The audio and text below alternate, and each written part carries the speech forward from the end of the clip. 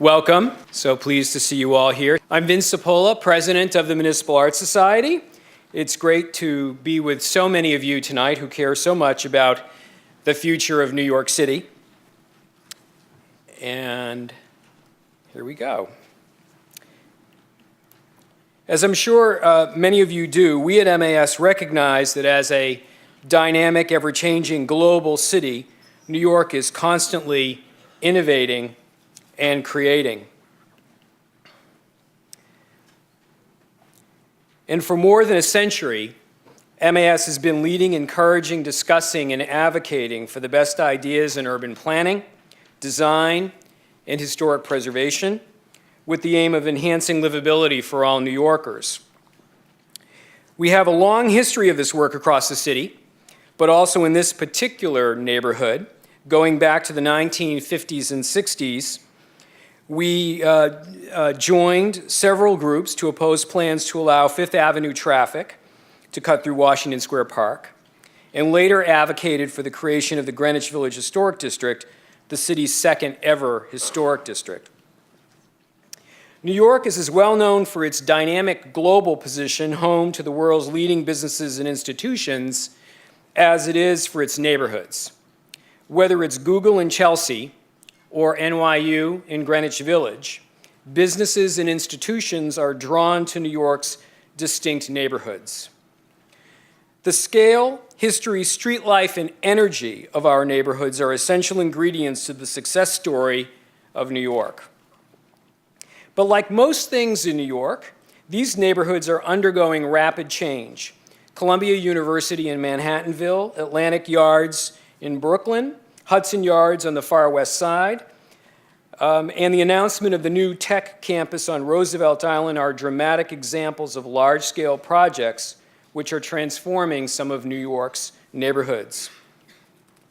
Large institutions, notably hospitals and universities, thank you for the light, that will help, have played an important role in this transformation. With the largest student population of any U.S. city, excuse us, Boston, New York City is the nation's greatest college town. Nearly 500,000 students are enrolled in the city's 110 higher education institutions located throughout all 5 boroughs. New York City's connections to the global economy, the diverse job market, and professional networks provide graduates with unrivaled advantages. In addition, these educational institutions currently account for nearly 2.5% of the city's jobs and our very growing employment sector.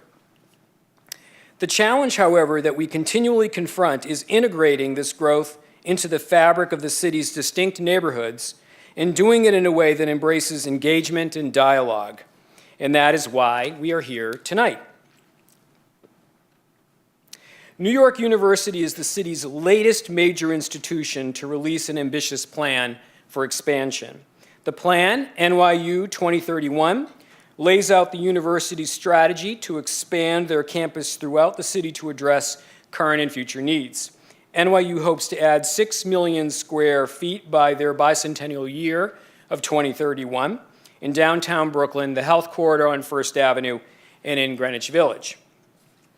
In order to realize a portion of this ambitious plan, NYU is requesting a number of approvals from the city to build on 2 Greenwich Village area superblocks. If granted, NYU would build 4 new buildings in place of 3 existing structures. When combined with the 1 million square feet of proposed below-grade space, the new development in Greenwich Village would be approximately equal in size to the Empire State Building.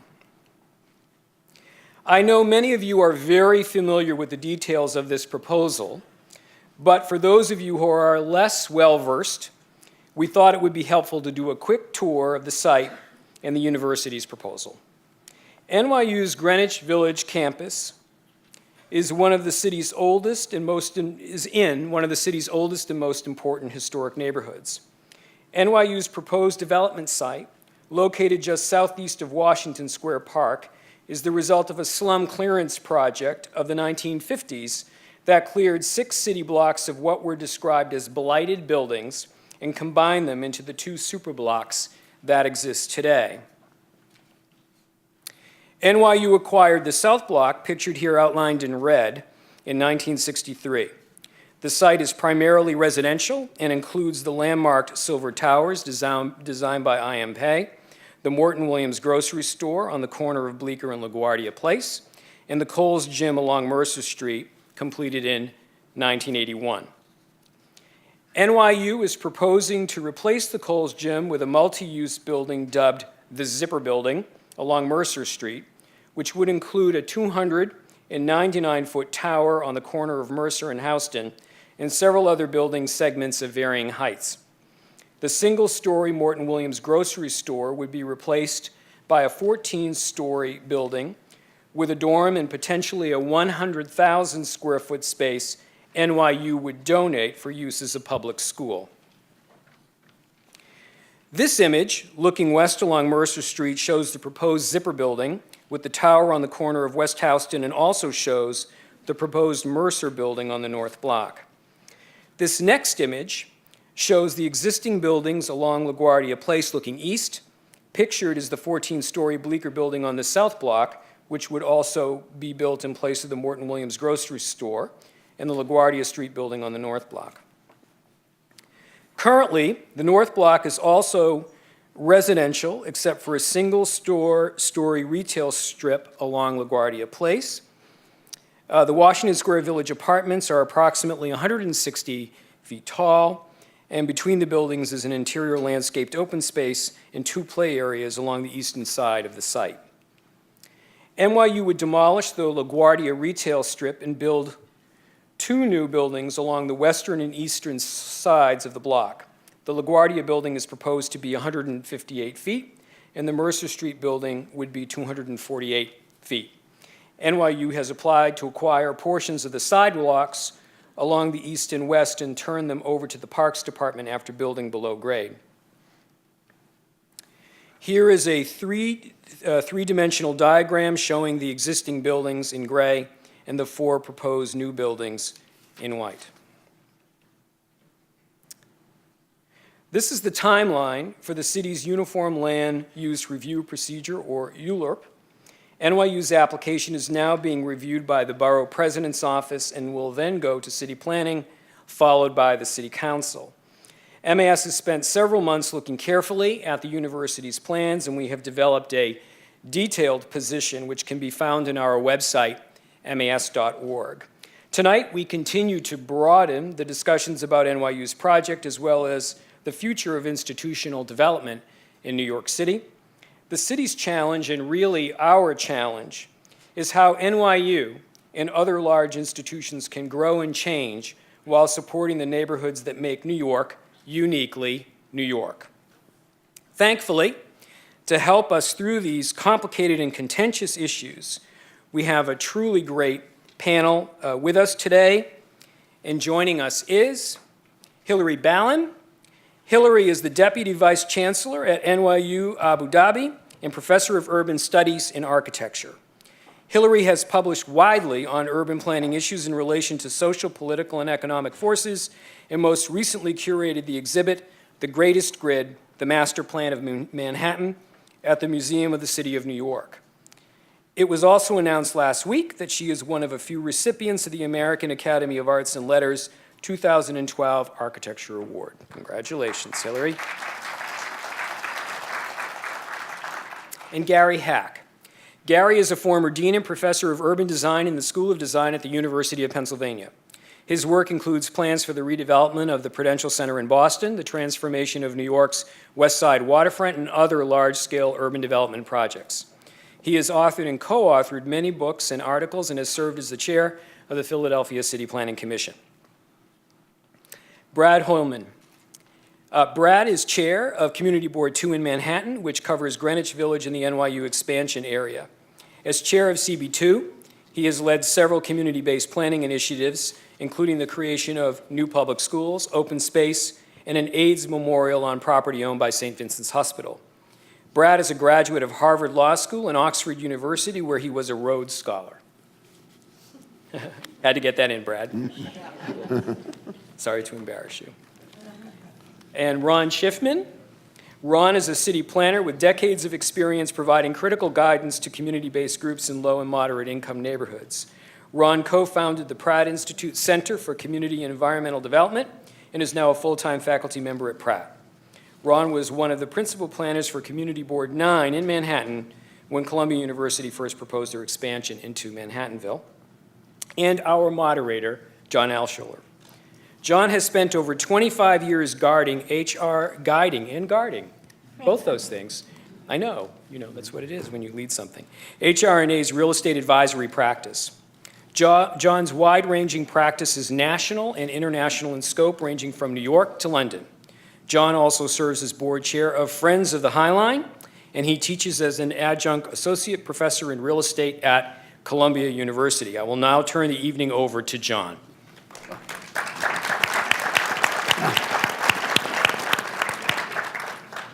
Well, thank you, Vin, and thanks for MAS for its continued service to the city that all of us are here because we love and care about so much. It's hard to imagine the future of New York without an MAS and the contribution that it makes. You've heard a little bit about us. I think it would help me and it would help my colleagues to know a little bit about you. So let me just ask a couple of questions. How many people here are residents of the village? How many of you are in some way a faculty member or a student of NYU? Now we have a good overlap here. And I'm going to assume the rest of you are friends of the panelists, shills, and other people who are here to guard the panelists and guard New York. Let me just do a little bit of housekeeping before we open the discussion. We're going to start out and have hopefully thoughtful and engaged discussion with a really terrific panel that MAS has assembled. Then we're going to open up to questions from you. There'll be people who will be going up and down the aisles who have cards. And I'd urge all of you can see card, and write down your questions. After we've talked for a while, they'll assemble the cards, they'll give them to me, and we'll spend a fair amount of time towards the latter portion of the discussion responding to your questions. If you want a card and don't get one, just raise your hand. If they don't see you, I'll try and represent. We got a lot of hands here, and we will we'll get lots of questions. So tonight is important because of the important clash and tension between two undeniably important objectives. Greenwich Village is a special place. It's one of our city's most precious and historic neighborhoods. It's home to a rich array of intellectual life and families and citizens, and the protection of this environment is a fundamental objective everybody has to treasure. Likewise, NYU is a treasure for our city. It produces knowledge of value to the whole world. It makes an extraordinary contribution to the economy in the city and to the lives of the students to which its faculty is dedicated. It needs to grow. It needs to expand. Certainly some portion of it needs to occur in its historic home. Some portion of it will occur elsewhere. So we have these two undeniably important goals, and certainly they come into tension and conflict represented by this plan. And we're here to talk, I think, with great respect for both objectives, because myself and I think each of my panelists come into discussion with great respect for the character of Greenwich Village and great respect for the enormous importance and value of NYU and its need to play a leadership role in the 21st century. So let me start by trying to break down the discussion to what it actually is at the end of the day, which is a pretty concrete discussion of what should happen on two blocks.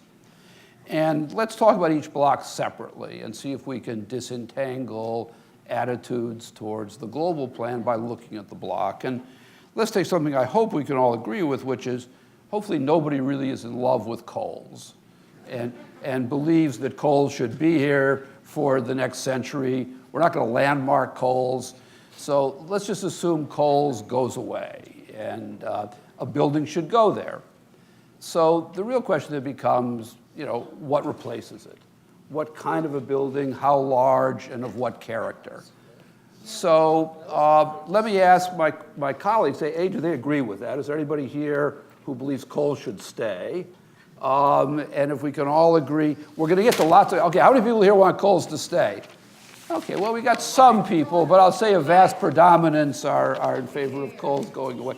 So let's start with saying, okay, so now we're going to talk about, my panelists can react. Do any of them wish Kohl's to stay? And if we start out with them agreeing that maybe something different should happen there, what's the size and character of a building and the use of a building on that site that you think is important for NYU and compatible with the future of the neighborhood? So why don't we start, I'll just start to my left and we'll just go around and then we'll be more relaxed and everybody can just speak as they wish. Well, I almost said it should stay. And the reason I would... You almost said, but you didn't. I didn't, because the real issue is what replaces it. And the real issue is what is the carrying capacity of this community in terms of its social, economic, and environmental infrastructure. And so what we really need to determine, first and foremost, is to what level do we want to see growth in this community altogether. And I don't think the issue of quality and leadership is linked and based on just pure growth continually. That you can have growth in quality without growth in space.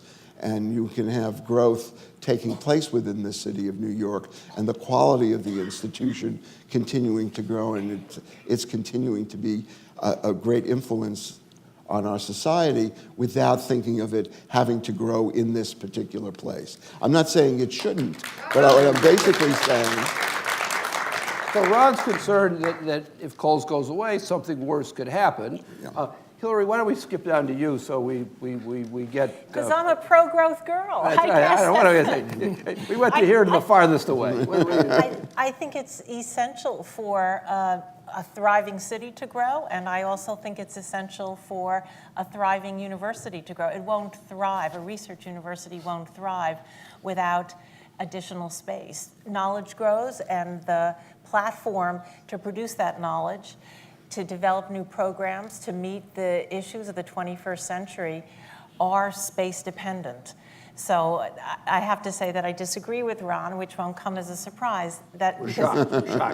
I believe that the great universities of our cities and of our country will, in the 21st century, need to grow to thrive and be the leaders that they are around the world.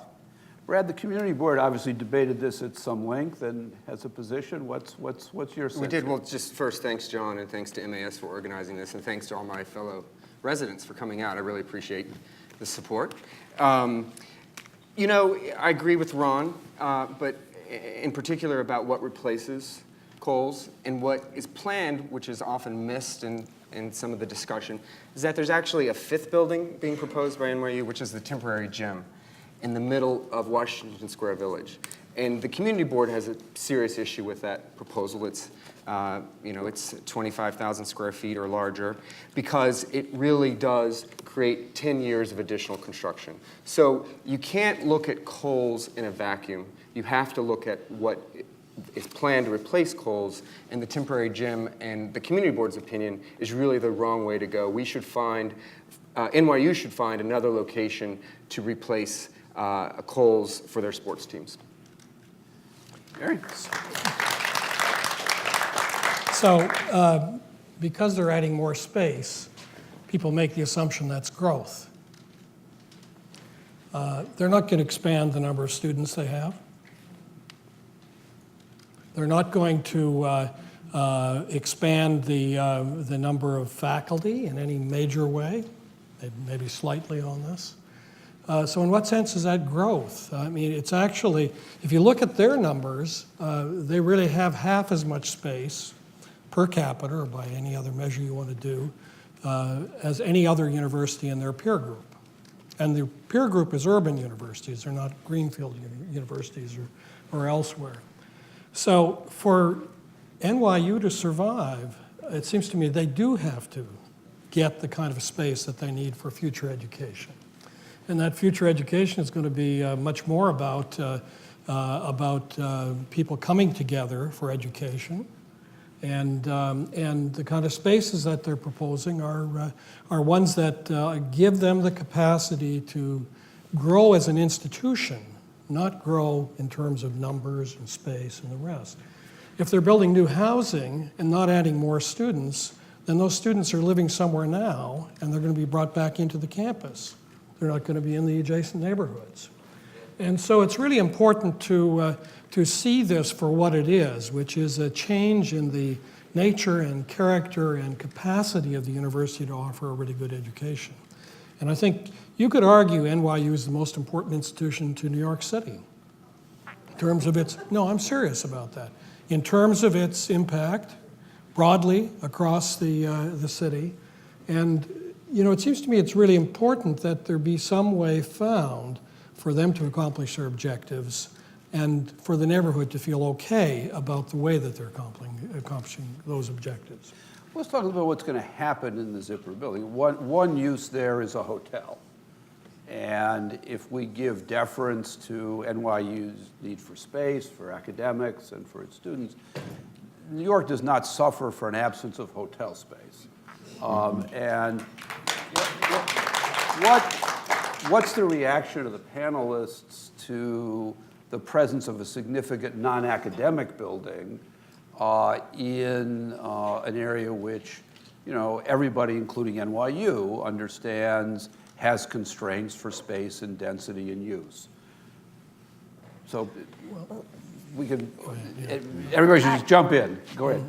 I'm very proud to be an NYU faculty member, but I'm not, I haven't been connected with the history of the project, and I can't speak in detail about its rationale, but my understanding is that the hotel actually is closely connected to the academic program, that it's meant to provide the university with the capacity to bring in scholars from around the world for conferencing related activity, for, as I'm sure you know, NYU is developing an international network of sites. I'm closely associated with the one in Abu Dhabi, and there's a vision of mobility of the faculty from Abu Dhabi, from Shanghai campuses to New York, and so these are, the hotel is meant to support the academic program. At least this is my understanding of it. Brad? You know, I think most of us on the community board were just scratching their heads when we heard about the hotel proposal, because we thought this was a plan to increase academic excellence. Generally speaking, hotels don't do that, but that's perhaps my unsophisticated opinion. There's concern from local businesses about how that might have an impact on them, particularly hotel operators. And then, again, what does the Zipper building replace? It replaces publicly owned parkland. And, NYU, when they announced this plan after many, many years, actually, of consultation with the community, their first salvo was to acquire public parkland for private development. And I just thought that was probably not the best way to introduce the community to their plan. Well, let me just share. We, at University of Pennsylvania, the first project we did when we began a process of trying to integrate with the neighborhoods was to build a hotel. And we did it for a very particular reason, which is that a hotel is actually an essential educational piece these days. If you run executive education programs when people come for a weekend to work, you need a place nearby which you can secure a set of rooms and have the capacity to actually control the occupancy of those rooms. If you have conferences, meetings, and other kinds of things, you need hotels with conference space, not just rooms, in order to be able to do those kinds of things, places with catering facilities, et cetera. And so I actually think it's an important piece of the future academic agenda, because more and more people are going to be studying in irregular ways. They're not going to be coming for the whole semester, spending time in an apartment nearby, and the hotel becomes a really critical piece of it. Ron, do you want to add something? Yeah, the students who come to NYU, the faculty who want to visit NYU, come to this area because of its distinctiveness, and that's, I think, a term that Vin used in introducing this. The distinctiveness of this city is its diversity. The distinctiveness of this city is its heterogeneity. If we just become these concentrated institutions in community after community, we're going to lose that diversity. We're going to lose the attraction that people want to come to New York to study or to visit and work. There's no reason when I travel abroad and I'm invited to speak at different places that I don't stay in hotels within the belly of the city, not within the belly of the institution. And I think it's really important that we begin to take a look at what are we doing to the city? What is the cumulative effect of Columbia University, of Parsons, of NYU, and everybody continuing to expand? And what will it mean to the dynamic functions that New York City places? And I think, a hotel, we have hotel space. People can travel and get on the subway system. Why are we protecting people? Now, should the university expand for the quality? Yes, there's a need for a certain level of expansion. But for every university to think that every few years they need to develop a million square feet, I think that's become a formula that really is a formula for disaster for the city of New York. Well, let's talk a little bit. Let me just add this. We should understand why we're in this debate right now. We're in the debate for two reasons. One is that taking a building at a time through the approval process that we have in this city is an extraordinarily onerous process. And so NYU is asked to get some assurance as to how much they're going to be able to build over the next 20 years. Now, that's not unfair. They're going to go out and raise money for buildings. You should know that you're actually going to be able to build that building at the end of that process. So that's reason one. Reason two that we're into this debate at the moment is that they've actually been girdled on all sides by historic districts, by manufacturing zoning, which doesn't allow many uses to go into those areas. So it only really has two super blocks to look at. Well, but let's test that for a second. I mean, clearly, many institutions have chosen to develop campuses that are certainly within easy commuting distance of NYU. Harvard's move, Yale's move to the West Campus.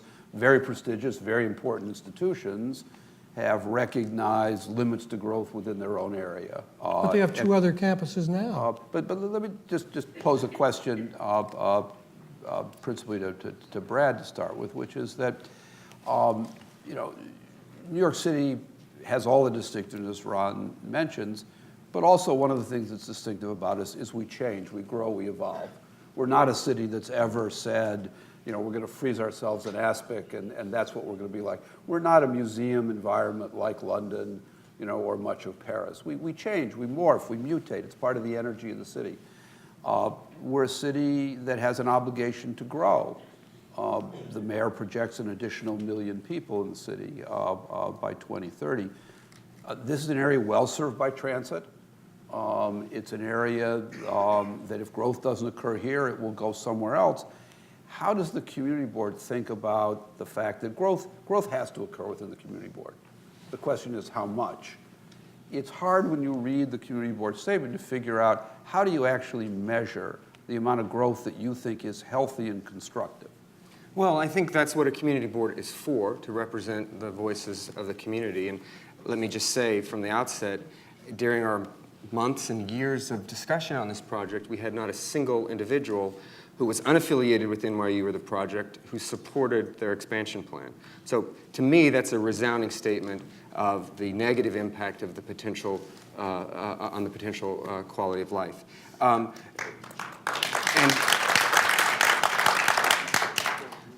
of the things that we sought from NYU during this many months process was to understand fully why they needed certain space.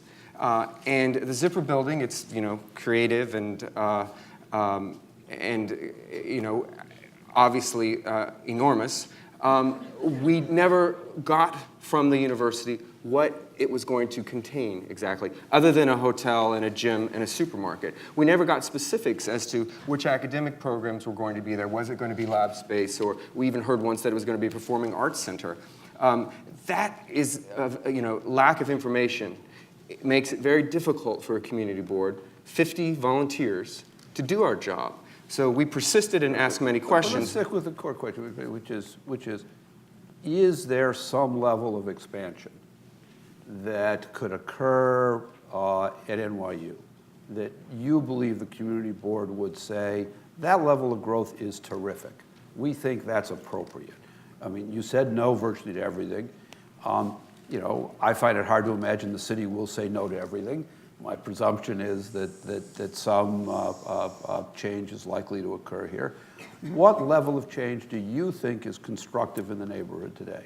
Well, honestly, I think that's NYU's job, to come to the community and to come to the city with a proposal that respects the historic district and the neighborhood character of the village, and so far they haven't done that. It's really hard. It's really difficult when you don't get answers. With all due respect, you don't get the answers about programming, and you are an organization that is trying to weigh in on a complicated topic like this to make some sort of quantifiable assessment on what is possible. We are a responsive entity when it comes to those kinds of questions.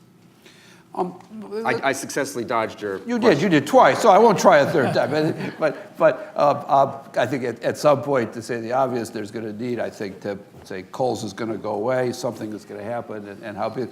Let's shift our attention to the North Block.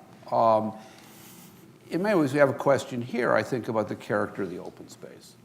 And I think, hopefully, again, everybody can agree the village is an environment in which open space is a very precious commodity. It's a community without adequate open space, given its density and its character. How do people feel about the change in the character of this open space by now having two these boomerang buildings put at either side? We've seen very beautiful open space like Michael Van Valkenburg's Teardrop Park, surrounded, frankly, by denser buildings at Battery Park.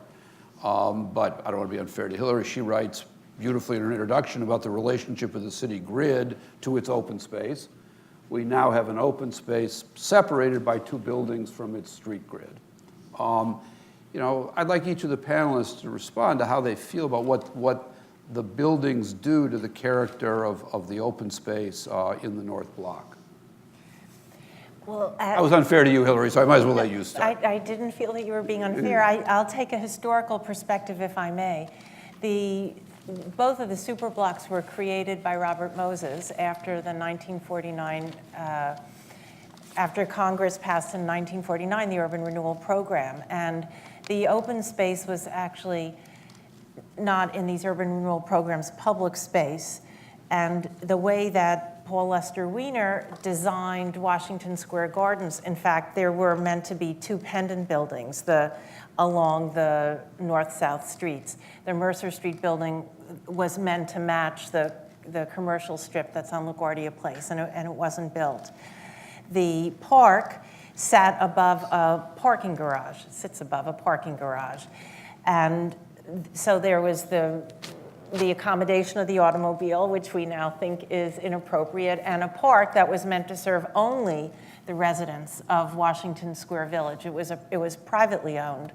And it was not even very successful as a park because it was a stunning design, but mostly if you looked at it from your porch, it was a modernist scheme that wasn't really designed very effectively, I think, for use. So I think that there's a way in which we can look at this scheme and see that actually it's an attempt to correct some of the weaknesses of the original scheme, to put the open space at grade, remove the parking lot, reduce automobile access to the site. And so I see it actually, from a historical perspective, as creating more open, usable, well-designed open space than limiting it. Ron? Well, I want to backtrack for 1 minute, and that's just to reflect on the question you asked a little bit earlier, and that is when we were working with the community in Manhattanville in reference to the expansion of Columbia University. Some in the community were opposed to any expansion. Many wanted to see Columbia move into the neighborhood, but move into the neighborhood. In the end, I believe it was over 90% of what Columbia wanted we came up with in an alternative plan. They refused, and they wanted 100%. They got 100% from the city of New York. And so a community that was trying to be reasonable because they wanted the jobs that were going to be created in that case. They wanted to see some of the expansion taking place. Were rejected because the university, in its desire to continually expand, wanted full control over it. And they chose a plan, by the way, that was one which converted the community into a campus rather than the university moving into the neighborhood. In this case, I really, in part, agree with Hillary. I think putting buildings at both ends would really define the space and the open space a lot better than it is. Where I disagree is that the scale and the bulk of those buildings are so overwhelming that the shadows being cast, the enclosure here really is a bit different. And while I believe New York City should adapt and should grow, and that means in terms of additional buildings, it doesn't always have to adapt and grow in one particular community, particularly if it takes away that distinctiveness and that diversity within that community. And so in this area, I could see some accommodation to the bulk and height, but I think the two buildings that are at both ends, in this case, are just really inappropriate. So, Brad? Well, to me and to the community board, this represents NYU's attempt to, I think, solve its identity crisis because they don't have a secure campus. And what they want to create here, it looks like to me, is a quadrangle. So with the buildings on each end, you essentially get that. But in the process, though, you're destroying a playground, you're destroying more public park strips, you're destroying a historic garden. And so from the community standpoint, we just don't think it's worth it, not to mention the shadows that will be cast from a 250-foot high building over a playground. And let me just add one more thing. The garden that is designed, which you don't see here, is essentially a series of plazas connected by pavement and without any consultation with the community. So, back to, what happened in Manhattanville, one of the, I think, necessary requirements for an institution is to engage the community at the beginning of the process in the design. And that clearly didn't happen here. You're really destroying 40 years worth of community participation in gardens and playgrounds on this site.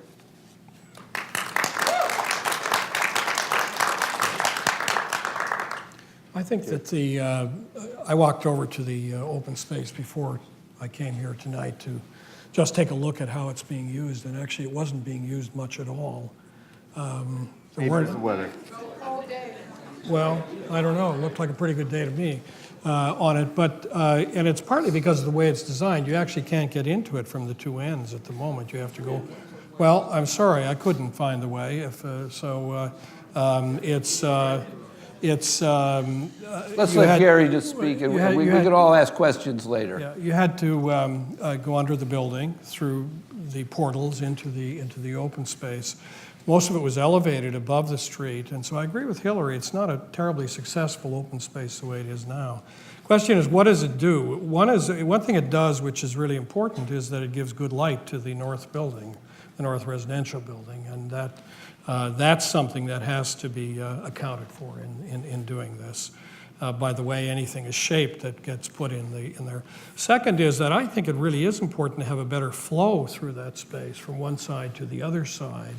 And it's a little hard to tell from the landscape diagrams that they have, a little hard to tell what they're going to be like, but they in fact do suggest that there's going to be a pretty good diagonal path across through that, a wide diagonal path, so that it really is capable of being entered easily, and the entrances are visible and into that space. Whether it's more green space or whether it's paved space, that's all stuff that gets designed 15 years from now. But if I could I just interject one? Sure. Which is one of the problems, that it really becomes a thoroughfare for students and other visitors to the university. So that is a problem for us on the community, because what was there before were public park strips that were used by children and families. And so to replace that with a thoroughfare for the university doesn't seem appropriate. Let's talk a little bit about the way this process has been structured. I mean, in Manhattan, we have three sort of mega complexes. We have Columbia, we have NYU, and then we have the Upper East Side Biomedical Complex.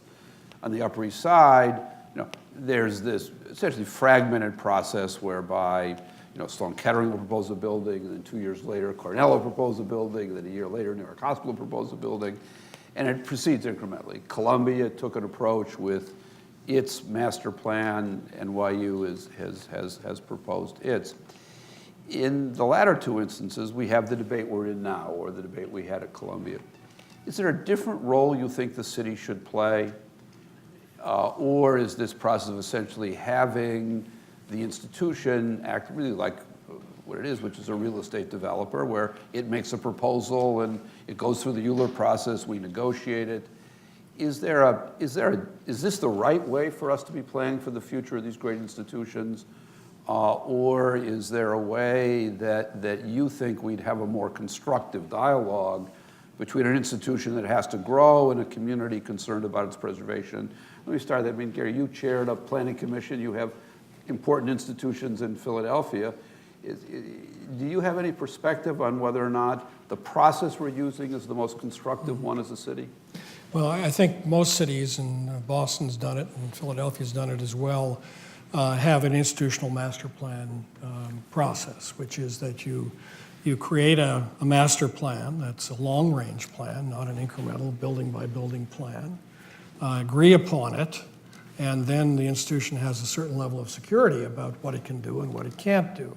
Times change. You may have to amend that master plan, but you then have to go through another process to do it, and the onus is on you to actually go through that process if you want to make changes to it. I think that's really important because both you as neighbors and you as institution want to know what's going to be possible over the next period of time. And so I think in that sense, this is the right process to do it in a long-range way. It's not comfortable, obviously. It means you have to argue things out with a high level of uncertainty about what's going to happen 20 years from now in terms of the precise building, the precise program that's going to go into it, et cetera. But on the other hand, you have to have some ground rules or else the institution really can't move forward. Brad, what's your sense? Do you think this is the right way to have the discussion between NYU and the community board? Absolutely not. I think this discussion should have happened before NYU went to city planning. In fact, what happens with private developers is that they go to city planning, they work out what the template is going to be, and then by the time it gets to the land use review process, we give a building a haircut here and shave down there. And at that point, it's too late for the community to have any real difference in what a plan might look like. So I think that the developers should be required to have community participation when they go to city planning for their initial consultation. Julie, Ron, do you have any comments on the process here? Well, I remember soon upon joining NYU 5 years ago or thereabouts, attending some open house sessions where initial thoughts about this plan was discussed. And I remember thinking at the time of these open houses that, first of all, they were generally open to anyone who chose to attend. So when specifically the community board was engaged, I wouldn't know, but I did have a sense that a conversation with the community was initiated. And obviously, there are many. It takes a long time for these plans to evolve. But I had a sense that NYU was taking a big step forward, because instead of making a series of ad hoc moves in response to an opportunity that emerged at a given moment in time, that it was really trying to think ahead so it could give a more coherent answer to the question, how much space do we need for an extended period of time, and that there would be a better ability for the community to understand what was ahead, instead of these single moves in which it would sort of the space expansion would creep up upon you without realizing what had happened. And so I understand how forbidding it may seem to look at these big plans, but I do think it's important to look ahead. And so for me, the challenges are do we have structures in place that enable us to think about citywide benefits in relation to the particular impacts, good and bad, on a neighborhood? And second, how do we weigh the short-term consequences in relation to the long-term consequences? And those are the local versus citywide, and the short-term versus long-term. I don't think we have quite right yet in our process of review, discussion, and approvals. You know, I'm closer to Gary in terms of what he's proposing. I really do believe that there should be an institutional strategy and an institutional plan. However, I do believe that the framework for that needed to be set by a study that the city planning department would do after consultation, not only with this community, but with a series of other communities around the city. It seems to me that, you know, it's only an R train a few stops away between this campus and the campus of the former Brooklyn Poly site in Brooklyn. Maybe we need to encourage NYU to expand a little bit more there in Brooklyn than here. Why NYU ever gave up their space not too many years ago in my lifetime in the Bronx is beyond me. It was a beautiful campus. It continues to be a beautiful campus. They could have been a stabilizing force in that neighborhood in the Bronx. They chose to leave. It seems to me that we need a strategy around how institutions expand first and foremost before we allow every institution on their own to expand.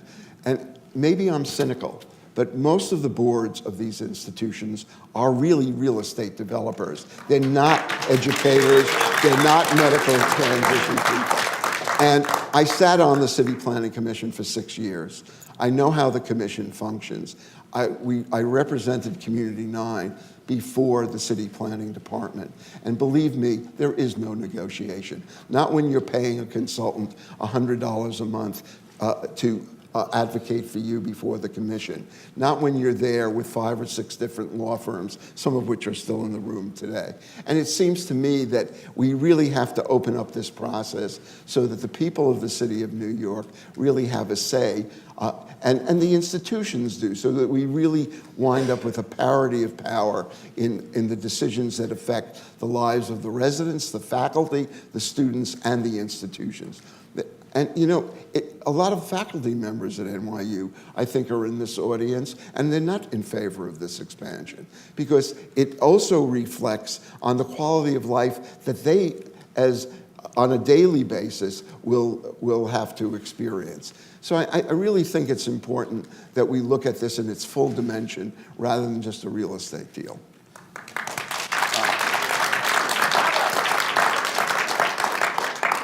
I think the institution has argued, I think, with great passion, a point which at least I think all of us need to take seriously, which is the importance of density and adjacency in the life of an academic community, and the importance of the random encounter, the importance of collaboration. These institutions thrive on a collection of people working together in an intellectual community. And yes, you can take a train not very far to land which is cheaper, probably to a community that itself doesn't want more development. But you know, we have to take seriously the importance of density and adjacency in the life of an intellectual community. how do we respect that value and have it coexist within the context of a neighborhood for whom they feel stressed by development and adverse to greater density? Well, let me just say that, again, something that we often forget when looking at this plan is that the building that really kicks this whole NYU 2031 off is not an intellectual pursuit, but a gymnasium. So, and that's 10 years of construction.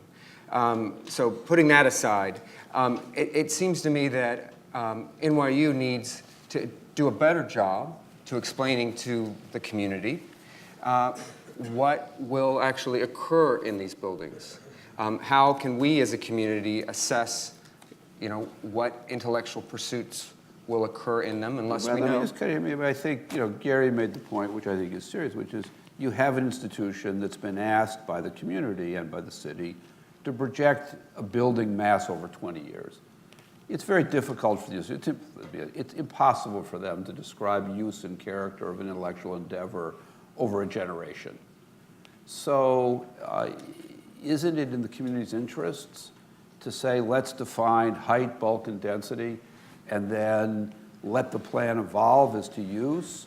Because to say we'll only permit a building when we know its use is to say we really can't do master planning. Oh, my understanding that master plans often do designate uses for buildings. Am I mistaken? I'm the amateur up here, but that's my understanding. And secondly, though, it has to be done in a way that, again, the university, its strength, in my opinion, one of its great selling points to students is that it is integrated into the neighborhood, integrated into the city. And in this plan, I think you find the opposite. You find a university that wants to begin to wall itself off from Greenwich Village. And so, from that standpoint, I think it fails to convince us.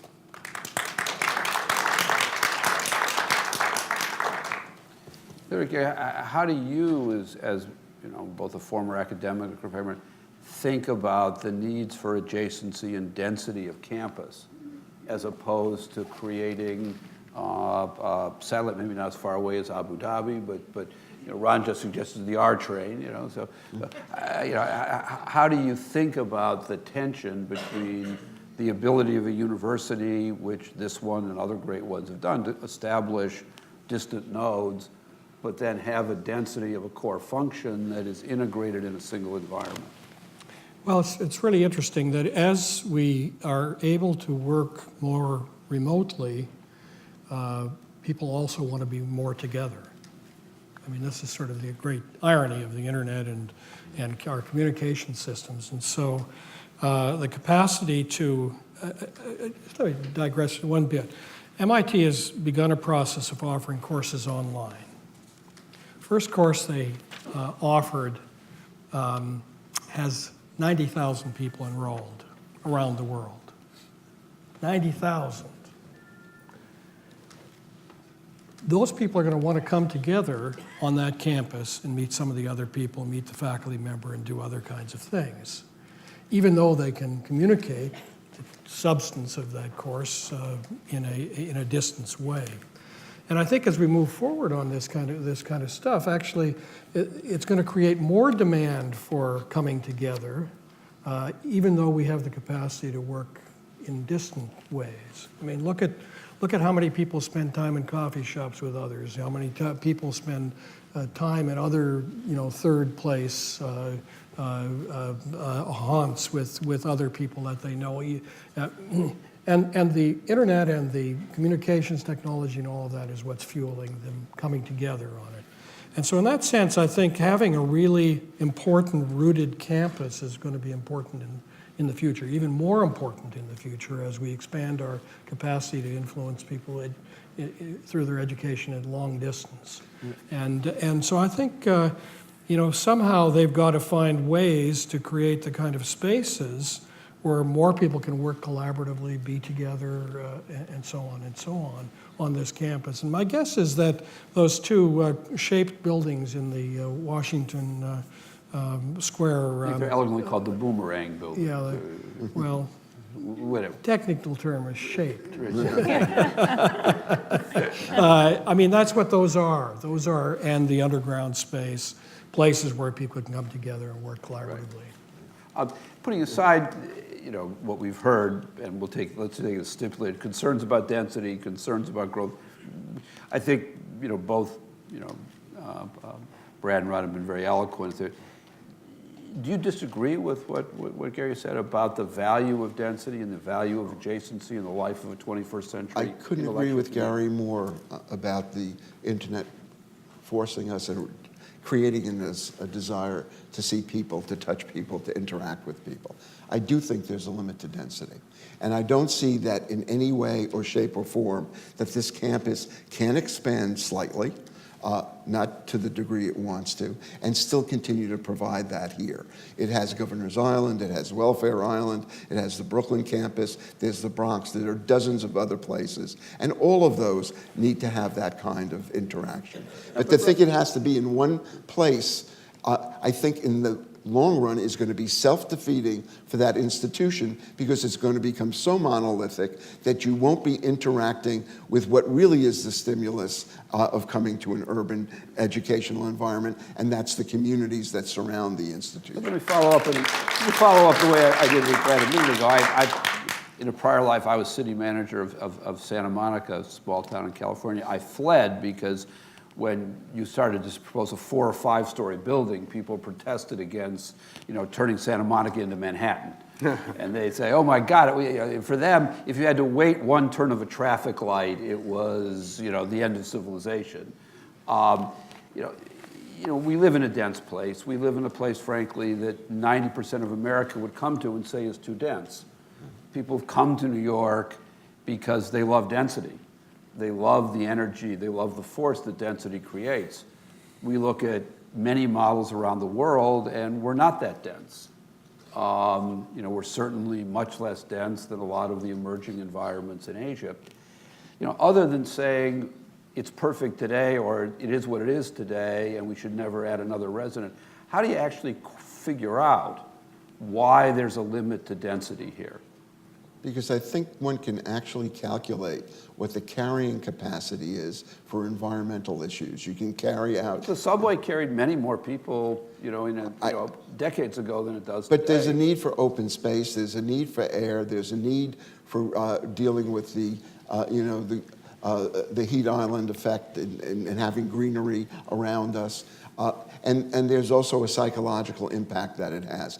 I'm a great believer in density. I fought against the city when they were suburbanizing the Bronx and parts of Brooklyn and all of, all the new development that's occurred in the city for the last 20 years. All of a sudden they've gone from building, the Nehemiah and 1 and 2 story buildings throughout our city to going to overdensity.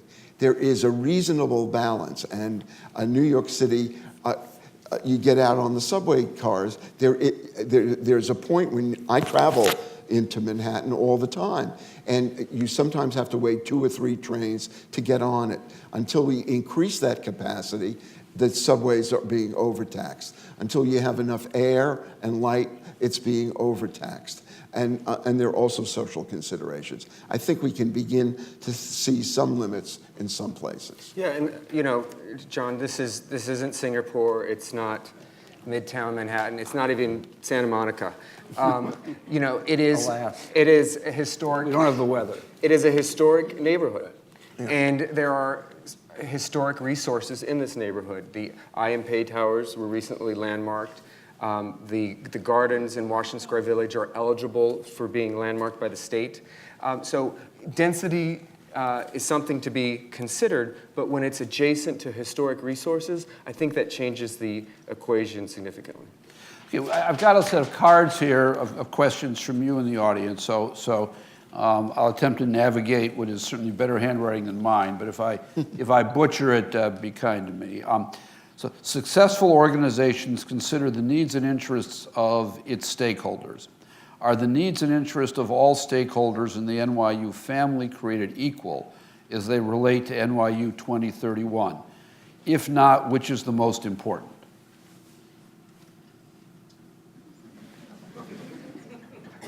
You got a tough audience, they ask hard questions. Yeah. Well, at one level, you know, the stakeholders that are most important are at NYU are the students. Absolutely. I mean, they're not only the reason why this place exists, but they're also paying the bills. A lot of the bills, not all of them. Their parents are. Right. So in that sense, it would be nice to hear their thoughts and views on this as to whether this will actually make better the educational process on it. It'll also be nice to know whether more of them want to live on campus or not, because this makes the presumption that they do. Other comments? I think there's another set of stakeholders, that's to say a future generation. I think this is a plan that is not about today or any of us who are working at NYU right now. It's about preparing for the future. And if we don't take steps now, we won't be ready for the next generation. And how do you represent those people who haven't yet emerged? Now, I think that's when I was speaking about time scales, I think that's one of the issues here, the now versus the future. And to me, I mean, this plan is asks for, you know, preposterous leap of faith on the part of the community, because it just doesn't have its bearings as to what is going to be planned for all this space. And administrations come and go. That's what we've seen at NYU. But the residents stay, and we've, you know, been there for decades. And how do we know, you know, 10 years from now, that these buildings, which are planned to be zoned commercial, you only ask for 22,000 square feet on the east side of Washington Square Park, to take one example, but you could actually build up to 200,000 square feet of commercial in that area. So how do we know that the next administration will respect those promises to the community? That's, I think, part of the backstory to what's driving the tension between the local community and NYU, which is a whole series of what we see as broken promises. Well, that raises an interesting question. Clearly, the form of both of the superblocks was an attempt to balance, in an earlier era, what was seen as increased density with open space around it. And for reasons that some would argue are totally legitimate and required, some have argued are overreaching, the applicant is now saying, well, we want to change the plan that took an historic balance between increased height and density and open space and modify it. Are we worried about the precedent here? That if you take a compromise between density and open space, then come back 2 generations later and change it, that it does weaken the faith of citizens in the ability of government to hold to a balance over generations of time? Well, you're only worried about it if you think the city ought to be static. I mean, cities change. Some things change more slowly and should change more slowly. But clearly institutional areas have to change. I think it's bad for the political process when there's so much energy devoted to something which was contentious at the time, you know, the creation of the superblocks, to suddenly have those unmade just a few decades later. And that's, I think, again, why a lot of us in the community really don't have a lot of faith in this plan. You're really a scholar of these superblocks. Well, What's your... Really, to echo Brad's point, that when these 2 superblocks were formed, it was controversial. These were not beloved buildings. It was considered a devastation of the neighborhood that these 2 superblocks were created. And it's just very striking how our opinions of these superblocks have changed now, and they're admired. It's true. So let me ask you another question. That's because Let me just get a communities have couple more. memories. Let me get a couple more citizen questions in here, because our time is we only have so much. There's a question here which is very simple. I'm not sure I know the answer, but very simple, which is, why not keep the Sasaki Garden and convert the existing garage to the below-grade academic space? Now, we may not have enough design expertise on the panel to respond, but Does anybody have thoughts about that? You mean 9-foot-high open space? Or occupied space? I don't have a clue. I have the sectional diagram enough in my head to know. Essentially, you have to raise the level of the garden to create the open space? I mean, to create the academic space underneath it? Parking garage is much too low a space to use for occupied space. I see. Okay, so it's the floor to floors within the garage. You could dig down. Yeah. I mean, I would just, those who haven't visited the Sasaki Garden should go to it now because it's really quite beautiful. And, Okay. you know, I think, again, this is to put another plug into, you know, all the community folks who have labored to create that garden. You know, that's 40 years in the making that would be erased should this But plan. you're not referring to the interior garden, the Sasaki garden. You're referring to the community garden, No, I'm right? referring to the Sasaki Garden too, which is another, you know, decades-long plan and you know, nurturing by a lot of local community folks who have made that. Let me pose another question here, which is, somebody writes, Greenwich Village is an incredibly underlined, expensive underlined neighborhood to call home. Without NYU student housing, how can the neighborhood maintain its economic and age diversity? There's some students in the audience, I can tell. It's good. People want to live there. Do we have comments on that? No, Ron has frequently tonight referred to the university as depriving the neighborhood of diversity, and I find this a confusing idea. I didn't say that. I said the reason a lot of the students come here is for the diversity of this community. And it is a diverse community. But if we then begin to build these institutions in the boomerang style buildings or shaped buildings there, then what you're creating are walls and less of a way of people penetrating and interacting with the students here. And so I would argue that it's critically important to provide student housing, but it shouldn't be on the campus. It should be throughout this community. We should find ways of creating new forms like the Citizens Housing and Planning Council recently did of new single-room occupancy within the city of New York, and they came up with a number of very clever interventions of that. And we have to start looking at how we house people like that in the city. Brad, would you, Yeah, well- how would the community board react to taking the same number of students that are proposed here and building buildings of that size or accommodating that kind of density spread throughout the village? Throughout the village. Well, it would depend on where. You know, it would depend on where. I think everything is site-specific in neighborhoods. And, you know, another point is that in Greenwich Village, this is actually what we think is the largest stock of affordable housing between 505 LaGuardia Place, which is a Mitchell Llama, and the rent-stabilized tenants in Washington Square Village. So that's the diversity that I think we need to protect. And we're concerned that building the campus around all this rent-stabilized housing will force eventually those tenants to leave. I'll just say that I don't see anything in the plan that does that, but maybe it's a reasonable fear. But and I'm not sure that the equivalence is complete, but we made a decision at Penn to try to get our undergraduate students out of the neighborhoods adjacent because they weren't. First of all, they were bidding up the price of housing when 3 or 4 of them lived in apartments and could pay 3 or 4 times, you know, what an individual could. And secondly, they weren't doing well for those apartments. So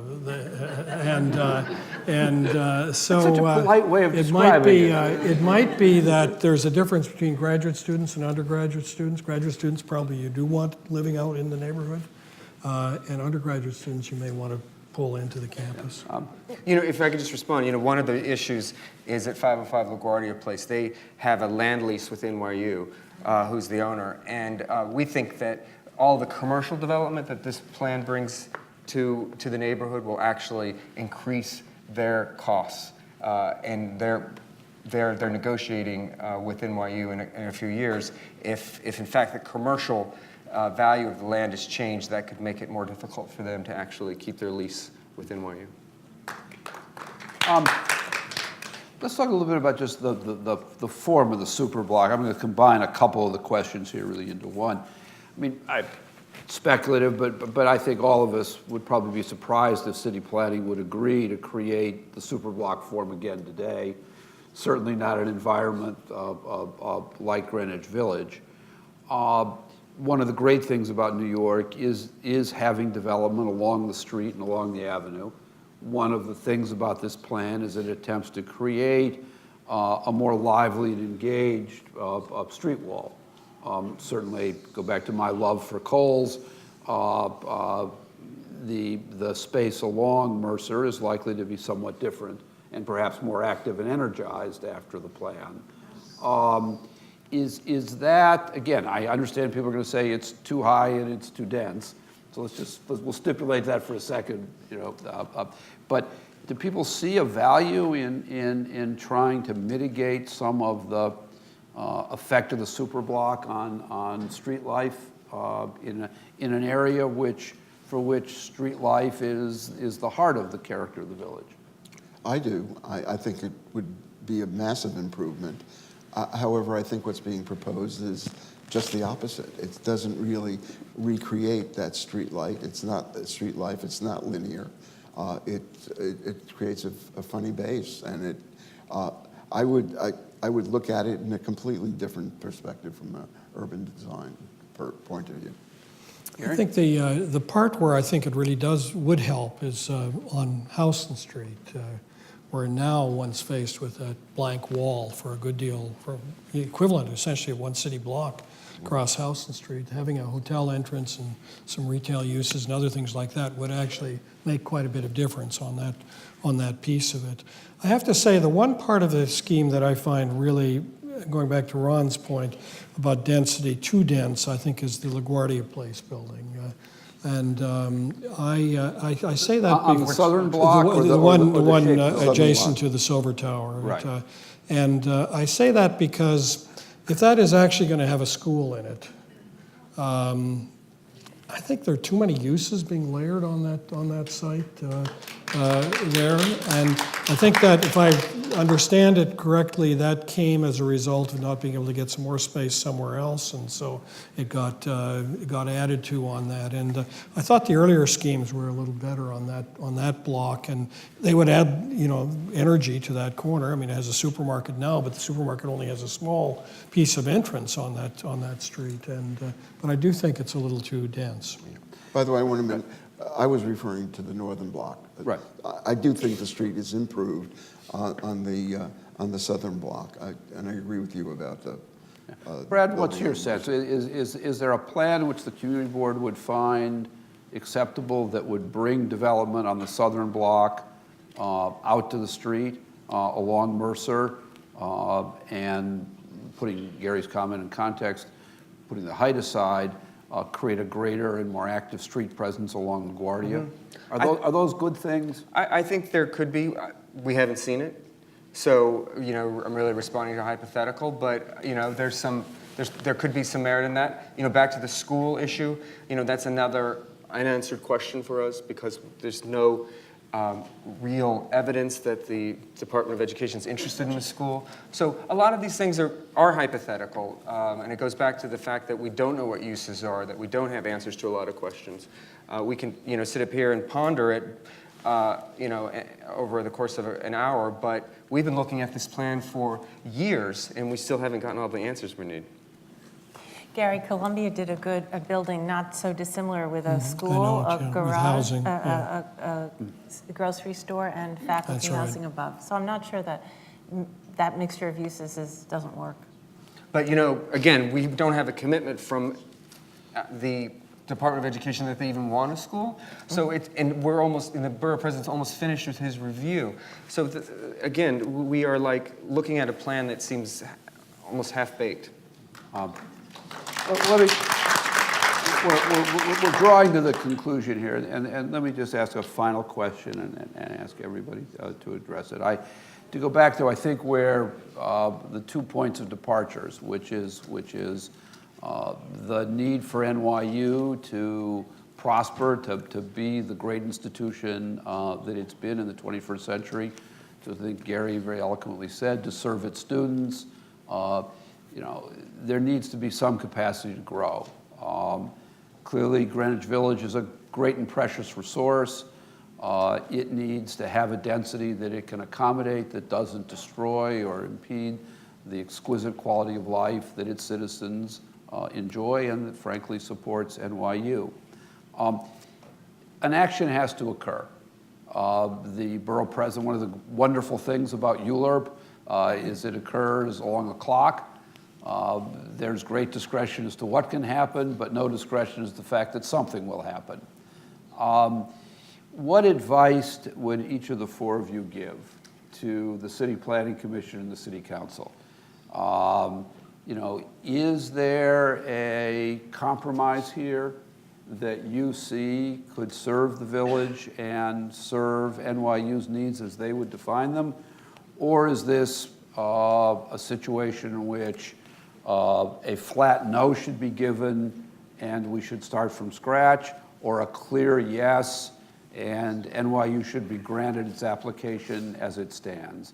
Is there in your mind a space that you could find that would better craft a balance that I think all of us agree NYU has sought to achieve? I believe the community board believes it's seeking to achieve. What guidance would you give to our elected officials who have to make a decision in the coming months? And why don't we start? We'll do the same way we did last time. We'll skip around. We'll do Ron, Hillary, Brad, Gary. I would seriously look at the Kimmelman proposal and and reject this one and have them go back and begin to look at it in a much more serious light in terms of allowing the university to expand to a limited degree, looking at alternative sites where they can expand to a greater degree, but not necessarily in the village. But I thought what Kimmelman wrote about in the Times this week, with the exception of the building on LaGuardia Place, I would really take a look at. Hillary? I sometimes think about the evolution of other urban renewal sites in the city, which are owned by private developers, and I see some of the things that a university, in this case NYU, does differently than the typical private developer. And I guess I would say that even though it may not feel this way all the time to residents in the neighborhood, the university does care deeply and sees itself as, I understand it may not always feel that way, but its sense of its connection to the city is part of its identity. And so that my advice would be recognize that NYU sees its success in tandem with the success of the neighborhood and of the city, not as an opposition. Brad, the community board just said no to everything. Is that really where you think this needs to end up? Not necessarily, but I think we need for NYU to make a better case. And I don't think they have. I mean, there were a lot of the town hall meetings. There were a lot of folks putting stickies on buildings that they liked and didn't like. But we never really saw any movement from NYU from their initial plan to bring in $2.5 million into the village. And so, I would advise NYU to take their plan back to the drawing board. I know there's a lot of pressure on developers in the city to get things done before the next administration comes, but to me that has resulted in this plan that is not with great support, and because they haven't been able to make the case to the community, I think it's having an impact up the food chain to the elected officials, and so I would hope that they could work with the borough president and try to go back and start from scratch. Gary, you've chaired a planning commission. What advice would you give to your colleague, Commissioner Burden, as she considers this plan? Well, I think there are two things that are needed. One is that to get the massing and the form of it right to start with, because once you block the light, you can't get it back, and so to get that right. And whatever the square footage is that it yields is the amount that you can build there then. I mean, you don't work it the other way around. You don't start with a fixed amount that you want and then say how tall do the buildings have to be. You start with how tall should the buildings be and therefore how many square feet can you get on it. And clearly there are some places here that may have to get pushed and pulled on it. And also looking at things, there's always a deception when you're dealing with super blocks. The distance between those shaped buildings and the residential buildings are probably wider than a city street. So people live comfortably across the city street from each other. Why wouldn't they be comfortable between these two buildings? But so you have to get it right to start with, and then I think there are probably a lot of assurances that have to get done. I mean, the school probably has to get handled in some way as an understanding as to what's going to occur on that. The question of it looked to me like Does it seem rushed to you? resident parking was another issue that had to somehow get dealt with in an understanding, and there's probably a long list of those kind of understandings that have to somehow get worked out. But once they're worked out, then in fact there also has to be some flexibility for NYU within that framework to be able to 5 years from now and 10 years from now make decisions about exactly what programs go in that building and what goes where. Well, let me thank every member of the audience. I think one of the things that makes our city such a great place is the commitment of citizens like you who care passionately about their neighborhood, who care passionately about the future of our city. And we've all been through this process many times. It's always made better by citizens and their passion. And let me thank Vin and MAS.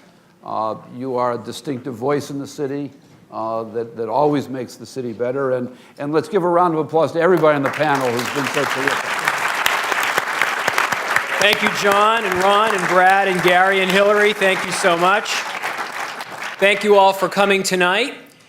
We have another forum on April 12th, I think, with 3 seats left on the importance of our branch libraries. It will be at Brooklyn, Maine. You can check out the MAS website. I want to thank our board of directors for their ongoing and passionate support, our chairman, Jeannie Birch, who's here, our executive committee member, Kitty Hawks, Lisa Cashin, another board member who is here, and also the MAS staff, which is a 24/7 group, and worked very hard on tonight's event as we continue to work hard on the NYU issue. Thank you very much.